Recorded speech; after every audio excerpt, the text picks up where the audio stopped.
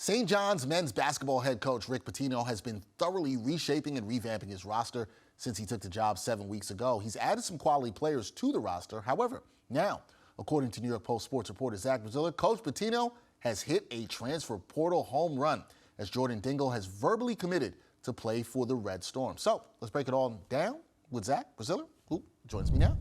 Zach, how's it going? I want to get into you with this because it's a very interesting commitment here. And Dingle was the Ivy League Player of the Year out of Penn and one of the premier guards to enter the transfer portal. How big of a difference maker can he be for the Johnnies? He's an all Big East caliber player. He averaged over 23 a game last year. When he went into the portal, he had tons and tons of schools that were interested: Texas, UCLA, Arkansas. You know, you pick any power conference school, tons of power conference schools were involved. But he loved the idea of playing for Rick Pitino, loved the idea of coming home. He's a Valley Stream, New York native.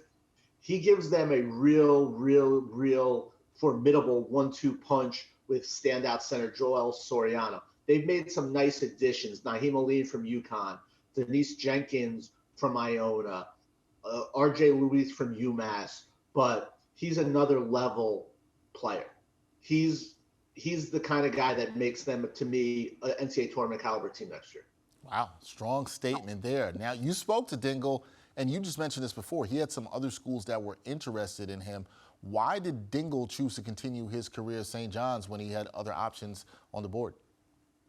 No, I think staying home was something he mentioned to me when we talked. That was, that really interested him playing home games at the Garden. But also a big thing was Pitino. Look, like most kids, he dreams of playing the NBA.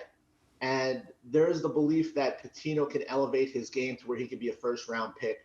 Pitino tweeted about today that he's all in on making that happen. Now, Dingle is testing the draft orders. He's going through workouts. So he has until May 31st to decide if he's coming back to college. I expect he will come back to college as good of a player he was at Penn. This is really this will be his opportunity on the big stage. Spotlight on him. Rick Pitino first season, the Garden, what should be an absolutely loaded Big East. And we were waiting for that St. John's to land that big fish. And that, to me, he is that big fish. He got the big fish reeled in. So with this verbal commitment from Dingle, when you look at the Red Storm roster, what do you think the expectations will be for the Johnnies next season? They're an NCAA tournament team on paper. I don't think there's any doubt. Now, look, they still have one open scholarship. They're a little thin up front. They're in search of a big man, a 4-5 player to back up Joel Soriano.